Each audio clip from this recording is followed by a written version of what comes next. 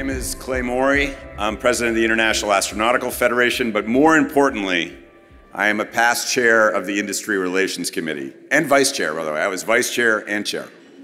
So this breakfast and this day, Industry Day, is dear to my heart.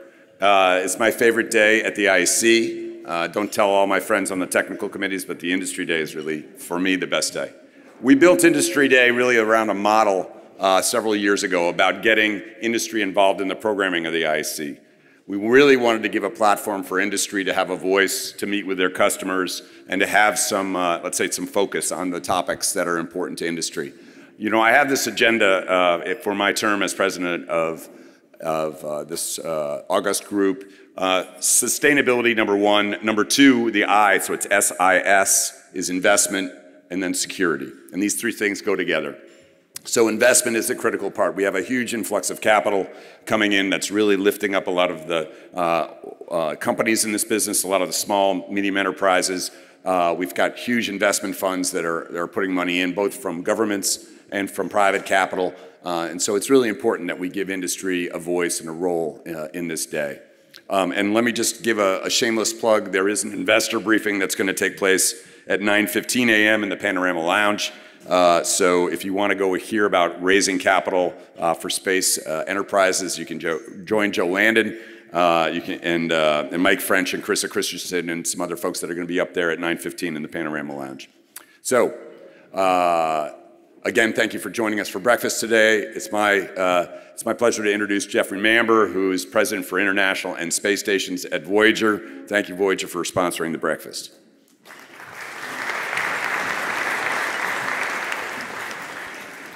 Thank you, Clay, and good morning, everyone. You don't have to say it's a secret, Clay. We all know that the industry group is your favorite, and that means a great deal to everybody. So as Clay said, I'm president of International and Space Stations, which is a pretty awkward title, but it's the two things I love most, and I'm delighted I could do that at Voyager. Many of you knew me from NanoRacks, which I sold several years ago to Voyager. Could not be more delighted.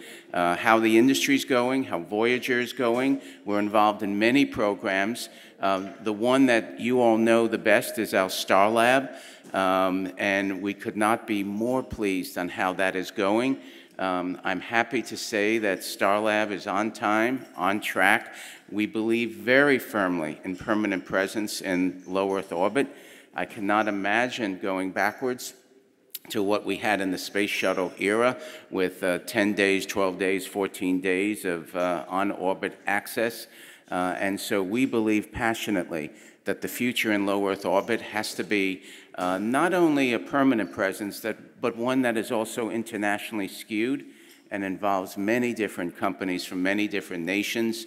So you know at Starlab, we're very pleased to have Airbus of Europe, Mitsubishi Corporation of Japan, MDA of Canada, as well as Palantir as equity partners in us, and of course Voyager in the United States.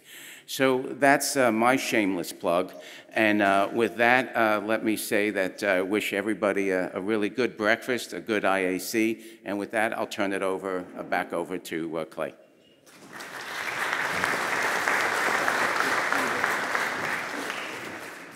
So I forgot to mention that the current chair of the committee is Carlo Mira over here. He's doing a great job making sure the programming is robust for Industry Day. Really appreciate the work. And we have Maria Antonietta as a vice chair as well from Thales Alenia Space. And then there's another vice chair. So they've got a lot of chiefs. I don't know how many Indians are left, but you have a lot of chiefs on the committee. Is my good friend Bruce Chesley, who also former VP Finance for the IAF. He's now with Teaching Science and Technology and the vice chair of the Industry Relations Committee. Bruce, please come on up.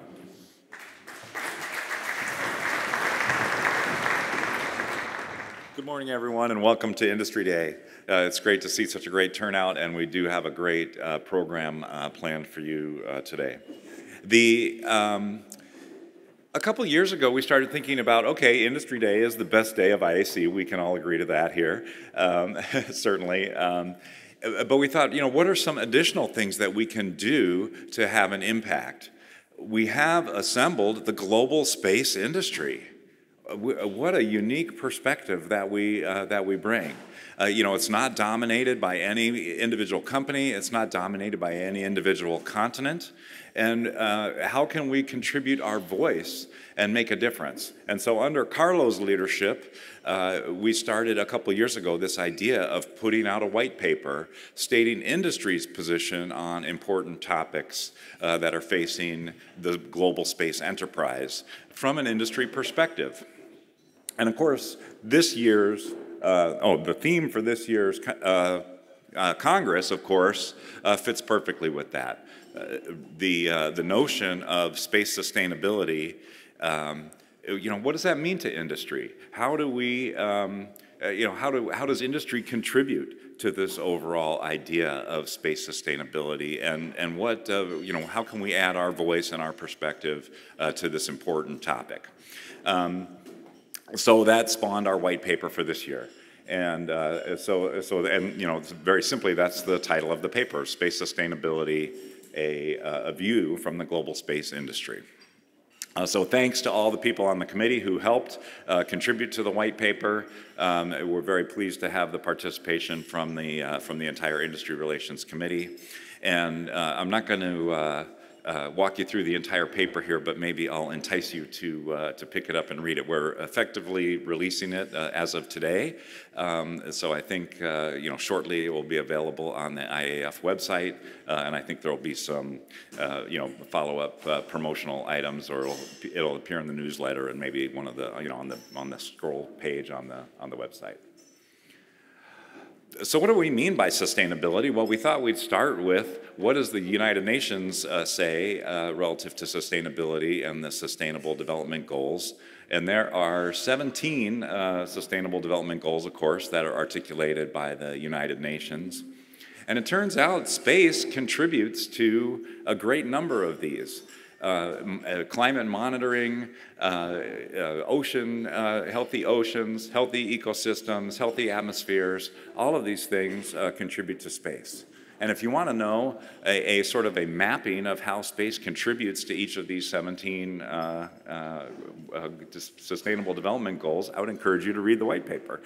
So I'm not going to drag you through all of that, but I think that's an important place to start. And certainly space contributes a tremendous amount in terms of climate monitoring, building the climate models. The space industry is really at the forefront of developing all of that. But we also took the opportunity of this white paper to look ourselves in the mirror. Hey, wait a minute, some of the things that some of our practices are maybe not so green. Maybe there's areas in manufacturing, in launch, where our practices could be better.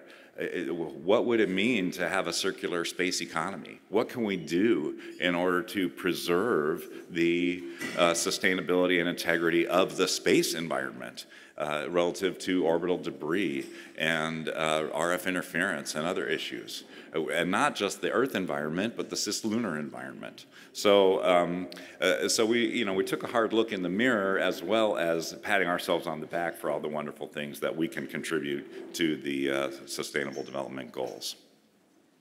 And so we organized our thoughts around these ideas of what can we do to support sustainability on Earth, what can we do to support sustainable space infrastructures, what can we do to ensure that orbits are sustainable, that we have an environment to operate in, and how do we think about exploiting resources in space sustainably. And so the takeaways from that are, hey, look, we've got to think about how do we ensure longevity and reusability for space systems. And that entails in-space servicing, assembly and manufacturing, and thinking about the entire life cycle of a satellite system in a more circular economy kind of reasoning. We talk about sustainable use of space resources. So it's great if we can go harvest raw materials from the moon or from asteroids or from other celestial bodies, but how do we do that in a sustainable way? How do we support better tracking of spacecraft and orbital debris? And there's even a dimension of this around sustainability of life itself from the perspective of planetary protection. What can space do to help ensure that we don't suffer some calamity from a asteroid or a comet impact? And so, so there's a lot of key topics embedded in this rather short white paper. It's really only 10 pages, but there's a lot packed in there. So again, if you want to learn more, I encourage you to take a look at it now that it's officially released. And we certainly welcome dialogue and discussion and feedback, and we'd love to get your contribution on next year's white paper. I hope you enjoy Industry Day. I hope you read the white paper, and I hope you enjoy your breakfast.